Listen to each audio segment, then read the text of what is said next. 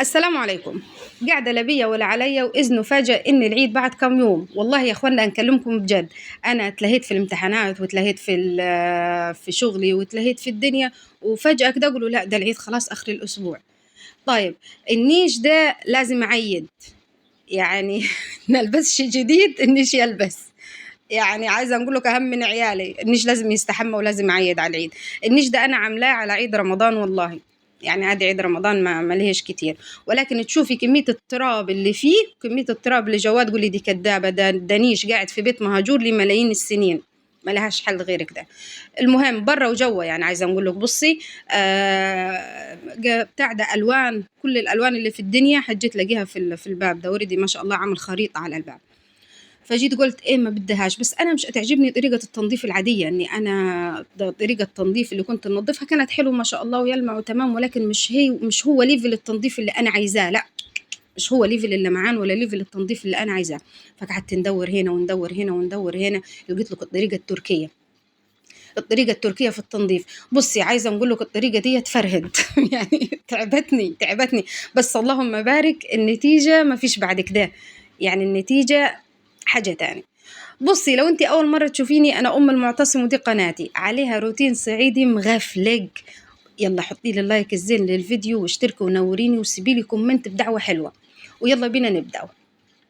بصي الموضوع قايم على ايه؟ قايم على يعني قولي 3 أو 4 خطوات. الخطوة الأولى إن أنت تنزلي ركن ركن أو رف، ما تنزليش النيش مرة واحدة، أو ما تنزليش الجزاز مرة واحدة عشان تنظفيه، لا ركن ركن رف. ليه؟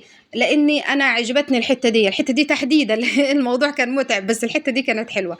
ان انت عشان لو جيتي خلاص تعبتي او جيتي زهقتي او جا عيالك هجموا عليكي او حاجه زي كده، هتعرفي تلم الموضوع، او هتحسي ان الموضوع ما تعكش منك او ما وسعش منك، لا رف وقت ما انا عايزه نوقف وقت ما هنكمل.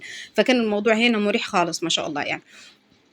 الفكرة التانية قايمة على ان انت ما تغسليش في مية فيها منظفات، او تغسلي في مية راكنة، يعني ما تحطيش مية في طشت او مية في معونة او مية في جردل وتقعدي عند النيش وتنزلي وتعملي، لا المية هتبقى مطربة وهتبقى مش كويسة، فمش هتديك اللمعة اللي ما شاء الله الحلوة دي.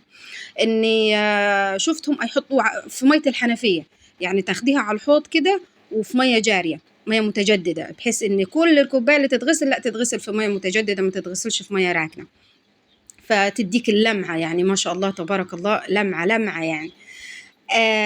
الفكرة الثالثة أو الخطوة الثالثة إن أنت ما تحطيش في المية أي منظفات، أي نوع منظف ما تحطيهش. بصوا اللمعة، يعني أنا جاية هنا نوريكي عن قرب ما شاء الله اللمعة، كان القزاز كده لا حاجة تاني بصراحة ما شاء الله، يعني كان لمعة غريبة كده، لمعة جميلة يعني. تمام.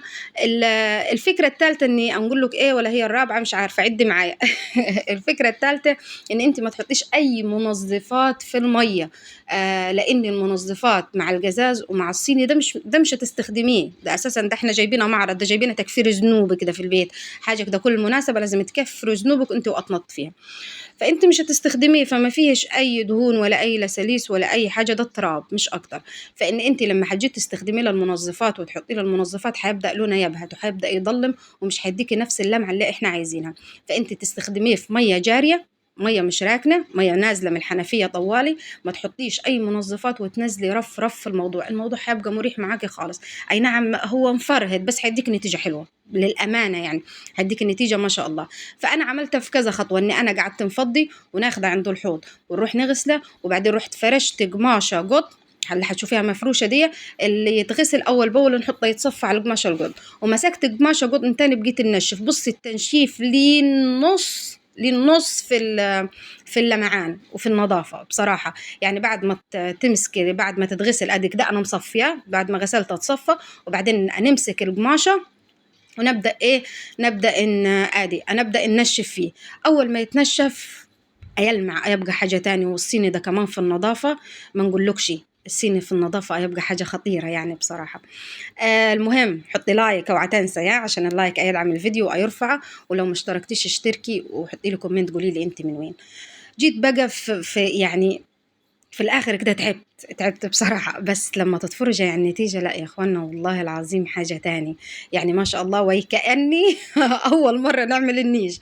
بصوا الرصة إيه رأيكم في الرصة؟ أوعى قولي لي إيه رأيك في الرصة؟ الرصة دي ليها 10 سنين ما غيرتها، لسه هنفكر في رصات جديدة ولسه هنغير. أنا رصتي واتعودت عليها وإيدي تلقائيا كده أطرح ترص، يعني ما مش هنتعب ولا هنكسو في الموضوع ده.